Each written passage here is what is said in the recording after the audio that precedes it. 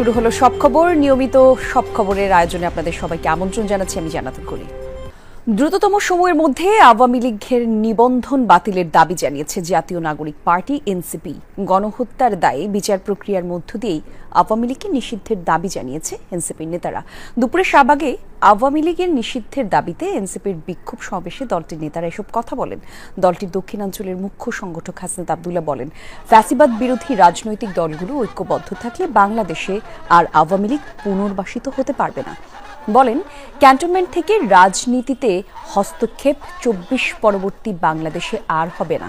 সমাবেশে এনসিপির সদস্য সচিব আখতার হোসেন অবিলম্বে আওয়ামী লীগের বিচারের কাঠগড়ায় দাঁড় করাতে অন্তর্বর্তী সরকারের প্রতি আহ্বান জানান। আওয়ামী লীগ নিবন্ধন বাতিল করা না হলে ছাত্র জনতা আবারও রাস্তায় নেমে নিবন্ধন বাতিল করিয়ে ছাড়বে বলে হুঁশিয়ারি দেন আখতার।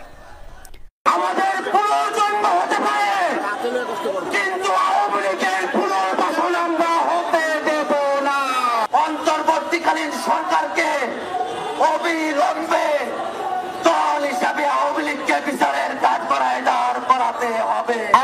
রাজনৈতিক দল নয়, এটা হচ্ছে ভারতীয় আধিপত্যবাদের এক্সটেনশন। ভারতীয় আধিপত্যবাদ এই বাংলাদেশের কখনো করতে দেওয়া যাবে না। আওয়ামী লীগ নিষিদ্ধের দাবিতে ৪৮ ঘণ্টা আলটিমেটাম দিয়েছে জুলাই আন্দোলনে আহতদের সংগঠন ওয়ারিয়ার্স অফ জুলাই। সকালে ঢাকা বিশ্ববিদ্যালয়ের রাজু ভাস্কর্যের সামনে তারা অবস্থান নেয়। এ সময় দ্রুত আওয়ামী লীগের বিচার না করা হলে সারা দেশ থেকে ঢাকা অবরোধের ডাক দেন তারা। জুলাই স্লোগান দিয়ে রাজু ভাস্কর্যের পাদদেশে আসেন অভ্যুত্থানে আহতরা। দাবি, গণহত্যা চালানোর দায়ে আওয়ামী লীগকে নিষিদ্ধ করার। আর এ সময় সেনাবাহিনী এবং অন্তর্বর্তী সরকারের কঠোর সমালোচনা করেন তারা। আহতরা বলেন, বেঁচে থাকলেও অর্ধমৃতের মতো জীবনযাপন করছেন। দেশের প্রয়োজনে বাকি জীবনটুকু উৎসর্গ করতে তারা প্রস্তুত। পরে বিক্ষোভ মিছিল নিয়ে শহীদ মিনারে অবস্থান নেয় জুলাই যোদ্ধারা। যদি এখান থেকে ঘোষণা দেয় যে আবার জুলাই রচনা করব, আপনারা পালানোর জায়গা পাবেন না। আপনারা যে যুদ্ধের রক্তের উপর বসে আছেন, সেই যুদ্ধের আহ্বান শুনুন, অথবা এই অভ্যুত্থান প্রকম্পিত হবে, আবার রক্তে লাল হবে। এখনো আওয়ামী লীগের দোসররা আমাদের আশপাশে এখনো আছে, এখনো তাদের কেন বিচার হচ্ছে না? ঐকমত্য কমিশনের দেয়া নির্বাচনে প্রার্থী হওয়ার ন্যূনতম বয়স ২১ বছরের বদলে ২৩ করার প্রস্তাব দিতে যাচ্ছে জাতীয় নাগরিক পার্টি। আর ভোটাধিকারের বয়স ১৬ বছর করার প্রস্তাব আগামীকাল জমা দিবে দলটি। সকালে বাংলা মোটরে জাতীয় নাগরিক পার্টির অস্থায়ী কার্যালয়ে এক সংবাদ সম্মেলনে এই কথা জানান দলটির যুগ্ম আহ্বায়ক সারওয়ার তুষার।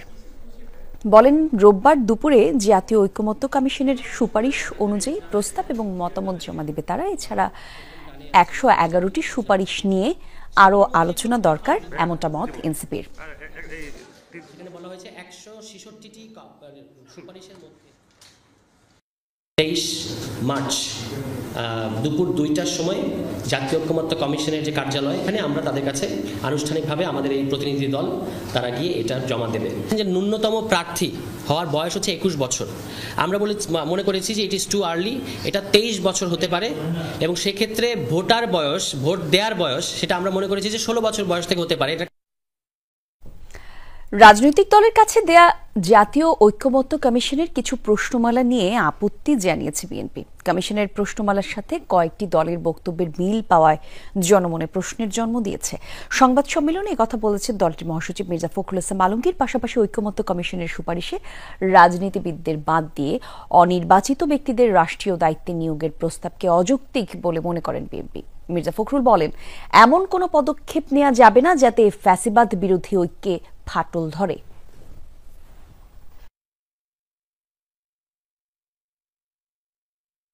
সংবিধানের প্রস্তাবনার প্রিএম্বল মতো অতি গুরুত্বপূর্ণ বিষয় সংস্কার কমিশনের সুপারিশে থাকলেও তাই স্প্রেডশিটে উল্লেখ করা হয়নি।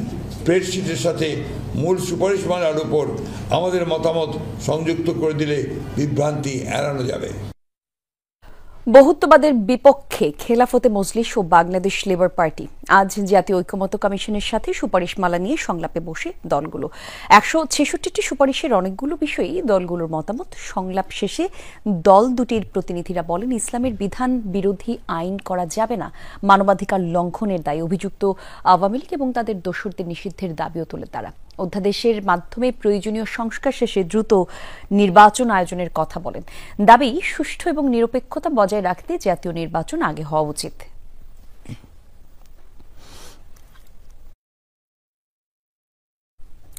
জাতীয় সম্প্রচার সংস্থা ও গণমাধ্যম কমিশন গঠন সহ 20টি সুপারিশ প্রধান উপদেষ্টার কাছে জমা দিয়েছে গণমাধ্যম সংস্কার কমিশন। প্রায় 200 পৃষ্ঠার প্রতিবেদন রয়েছে।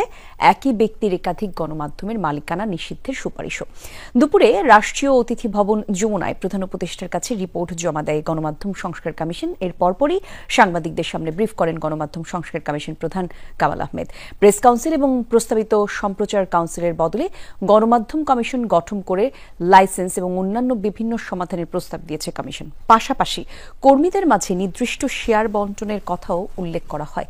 প্রস্তাব অনুযায়ী প্রাথমিক পর্যায়ে সাংবাদিকদের বেতন হবে 9ম গ্রেডে, যা রাষ্ট্রীয় মালিকানাধীন বাংলাদেশ বেতার ও বাংলাদেশ টেলিভিশনের স্বায়ত্তশাসন এবং জাতীয় সম্প্রচার সংস্থা গঠনের প্রস্তাব কমিশনের।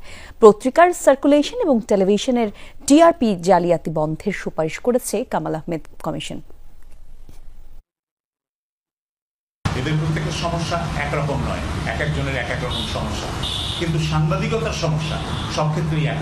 টেলিভিশনের সাংবাদিকেরও যে সমস্যা, পত্রিকার সাংবাদিকেরও সেই সমস্যা, অনলাইনের সাংবাদিকেরও সেই সমস্যা। সুতরাং সাংবাদিকতার সমস্যা, সেটাকে আমরা চিহ্নিত করার চেষ্টা করেছি। সেটা মোকাবেলা করার উপায় কী হতে পারে সেটা আমরা এক্সপ্লোর করেছি। এবং একই সাথে গণমাধ্যমের যে বিভিন্ন মাধ্যমের কথা আমি বললাম, টেলিভিশন, রেডিও, অনলাইন, সংবাদপত্র, সেগুলোরও প্রত্যেকটার ইন্ডিভিজুয়াল সমস্যা কি সেই শিল্পের, সেটা আমরা জানার চেষ্টা করেছি এবং সেটা সমাধান করার চেষ্টা করেছি। গণমাধ্যম প্রতিষ্ঠানগুলোয় বেতন ভাতা সহ অন্যান্য সুযোগ সুবিধা ঠিকমতো দেয়া হলে সাংবাদিকদের জন্য কল্যাণ ট্রাস্টের সহযোগিতার প্রয়োজন হতো না, এমনটা জানিয়েছেন তথ্য উপদেষ্টা মাহফুজ আলম। দুপুরে তথ্য ভবনে বাংলাদেশ সাংবাদিক কল্যাণ ট্রাস্টের পক্ষ থেকে অসুস্থ এবং অসচ্ছল সাংবাদিকদের মধ্যে অনুদানের চেক বিতরণ করা হয়। এ সময় তথ্য উপদেষ্টা গণমাধ্যম সংস্কার কমিশনের যে সুপারিশ মেনে চলার আশ্বাস দেন। মাহফুজ আলম বলেন, সাংবাদিকতা পেশাকে মানসম্মত করতে কাজ করে যাচ্ছে তথ্য মন্ত্রণালয়। তৃতীয় কিস্তিতে এবার মোট 374 জন সাংবাদিক এবং মৃত সাংবাদিকদের পরিবারকে 1,93,90,000 টাকা অনুদান দেওয়া হয়েছে। ঢাকা শহরেই আসলে সাংবাদিকদের একটা মানবেতর জীবনযাপন করতে হয়, এটা আমরা জানি। আমি নিজেও সাংবাদিকতার জন্য চেষ্টা করেছি। সাব এডিটর বা এই যে নিউজ রুমে কাজ করা, এই জিনিস দিয়ে আসলে বাংলাদেশে এখন ঢাকা শহরে একটা ফ্যামিলিতে দূরে থেকে একটা ফ্ল্যাট ভাড়াও পাওয়া যাবে না। তো আসলে এই বাস্তবতার ভিতর দিয়ে কল্যাণ ট্রাস্ট কাজ করছে। সেনাবাহিনীকে জনগণের মুখোমুখি দাঁড় করানোর ষড়যন্ত্র চলছে, এমনটা চলতে থাকলে দেশ আরেকটি 1-11 তৈরি হবে বলে শঙ্কা প্রকাশ করেছে গণ অধিকার পরিষদের সাধারণ সম্পাদক রাশেদ খান। দুপুরে জাতীয় প্রেস ক্লাবের সামনে আওয়ামী লীগ নিষিদ্ধের দাবিতে গণ অধিকার পরিষদের অবস্থান কর্মসূচিতে এমন মন্তব্য করেন তিনি। প্রয়োজনীয় সংস্কার শেষে অতি দ্রুত নির্বাচন না হলে দেশে ফ্যাসিবাদদের পুনর্জন্ম হতে পারে, এমন আশঙ্কাও প্রকাশ করেন তিনি। বলেন, আওয়ামী লীগ কোনো রাজনৈতিক দল নয়, তারা একটি মাফিয়া খুনি গোষ্ঠী। জাতীয় সংলাপের মাধ্যমে সব দলের সহমতের ভিত্তিতে আওয়ামী লীগ নিষিদ্ধের দাবি জানান রাশেদ খান। অন্য জায়গায় ব্যর্থ হন, মাফ করে দিব, কিন্তু আওয়ামী লীগকে নিষিদ্ধ না করে যদি আপনারা ক্ষমতার চেয়ার থেকে বিদায় নেওয়ার চেষ্টা করেন, তাহলে কেউ এই মন্ত্রীপাড়ায় ঘুমাইতে পারবেন না। গণহত্যার বিচার এবং আওয়ামী লীগের রাজনীতি নিষিদ্ধের দাবিতে বিক্ষোভ মিছিল করেছে বাংলাদেশের ছাত্র অধিকার পরিষদ। দুপুরে ঢাকা বিশ্ববিদ্যালয়ের রাজু ভাস্কর্যের সামনে তারা এই বিক্ষোভ মিছিলটি করে। এর আগে আওয়ামী লীগ এবং শেখ হাসিনার বিরুদ্ধে স্লোগান দেয় তারা। বলেন, দেশের বাইরে থেকেও শেখ হাসিনা এবং তার কর্মীরা এখনো ষড়যন্ত্র চালিয়ে যাচ্ছে। বক্তারা আরও বলেন, আওয়ামী লীগের পুনর্বাসনের সঙ্গে যারা জড়িত থাকবে, বিপ্লবী ছাত্র জনতা তা প্রতিহত করবে। আওয়ামী লীগকে নিষিদ্ধ করেই ছাত্র জনতা ঘরে ফিরে যাবে বলে জানান তারা। একটি কুচক্রী মহল সেনাবাহিনীকে সাধারণ মানুষের বিরুদ্ধে উস্কে দিচ্ছে। সেনাবাহিনীকে দেশ এবং জনগণের পক্ষে কাজ করার আহ্বান জানান ছাত্র অধিকার পরিষদ। রাজধানীর হাতিরঝিল থেকে 1,60,000 পিস ইয়াবা সহ 4 মাদক ব্যবসায়ীকে গ্রেফতার করেছে মাদকদ্রব্য নিয়ন্ত্রণ অধিদপ্তর। শুক্রবার রাতে রাজধানীর হাতিরঝিলে অভিযান চালিয়ে তাদের গ্রেফতার করা হয়। এ সময় জব্দকৃত বিলাসবহুল প্রাইভেট কারে তল্লাশি চালিয়ে বিপুল সংখ্যক ইয়াবা জব্দ করা হয়।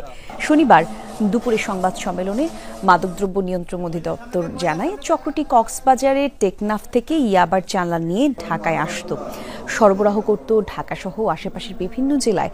প্রায় 3 মাসের চেষ্টায় এই চক্রটিকে আটক করা সম্ভব হয়েছে, এমনটা জানিয়েছে সংস্থাটি।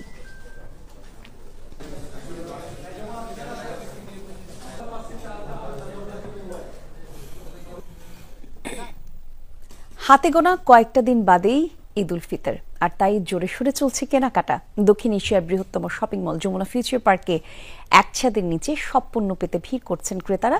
তাদের মতে একই জায়গায় বিপুল পণ্যের সমাহারে বাড়ছে সময়ে পরিবার পরিজন নিয়ে স্বাচ্ছন্দ্যে চলছে ঈদের কেনাকাটা। আর এবছরে এসেছে নজরকাড়া সব কালেকশন। বিভিন্ন ফ্যাশন হাউস এবং শোরুমগুলো ঘুরে পছন্দের পণ্যগুলো বেছে নিচ্ছেন ক্রেতারা। আর তারা বলছেন, আরামদায়ক পরিবেশে একসাথে সব পণ্য পেয়ে ঈদ কেনাকাটা হয়েছে আরো সহজ এবং আনন্দের। প্রায় 10 ঘন্টা ধরে চলছে সুন্দরবনের পূর্ব বন বিভাগ চাঁদপাই রেঞ্জের একটি অংশ। বিভাগীয় বন কর্মকর্তা জানান, সকালে বনের কমল তেজি ফরেস্ট টহল ফাঁড়ির টেপারবিল এলাকা থেকে প্রথম ধোঁয়া উঠতে দেখা যায়। খবর পেয়ে আগুন নেভানোর কাজ করতে শুরু করেন বনরক্ষীরা। আর খাল থেকে ওই এলাকার দূরত্ব বেশি হওয়ার কারণে পানির অভাবে আগুন নেভাতে বেগ পেতে হচ্ছে। আগুন নিয়ন্ত্রণে আনতে ফায়ার সার্ভিসের 4টি ইউনিট ঘটনাস্থলে রওনা দিয়েছে, তবে আগুন লাগার কারণ সম্পর্কে এখনো জানা যায়নি। ঈদযাত্রায় মহাসড়কে বিশৃঙ্খলা নিয়ন্ত্রণ এবং নিরাপদ যাত্রা নিশ্চিতে লক্কর ফিটনেসবিহীন বাস চলাচল রোধে যৌথ অভিযানে নেমেছে বিআরটিএ এবং ডিএমপির ট্রাফিক বিভাগ। বেলা 11:30টায় রাজধানীর মিরপুর বেড়িবাঁধ এলাকায় বেশ কয়েকটি গাড়ির বডি তৈরির ওয়ার্কশপে অভিযান চালানো হয়। এ সময় সব মালিককে সতর্ক করার পাশাপাশি কেউ যেন ফিটনেসবিহীন বাস সড়কে না নামায় সেই মর্মে মুচলেকা নেওয়া হয়। কর্মকর্তারা বলেন, ফিটনেসবিহীন গাড়ি এবং সড়কে বিশৃঙ্খলার বিরুদ্ধে তাদের অভিযান চলবে। অভিযুক্তদের বিরুদ্ধে নেওয়া হবে আইনি ব্যবস্থা। পাশাপাশি ঈদে কেউ যদি অতিরিক্ত ভাড়া আদায় করে তাদের বিরুদ্ধেও অভিযান অব্যাহত থাকবে।